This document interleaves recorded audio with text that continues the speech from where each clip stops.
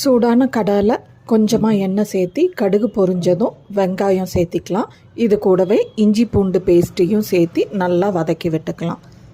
வெங்காயம் இஞ்சி பூண்டு பேஸ்ட் நல்லா வதங்கினதுக்கப்புறமா மிளகாய்த்தூள், மல்லித்தூள், மஞ்சள் தூள், உப்பு எல்லாத்தையும் சேர்த்தி வதக்கி விட்டுக்கலாம். இதுவும் வதங்கினதுக்கப்புறமா தக்காளி நைஸாக அரைச்சி அதையும் சேர்த்தி மிக்ஸி ஜார் அலசி அந்த தண்ணியையும் சேர்த்திக்கிறேன்.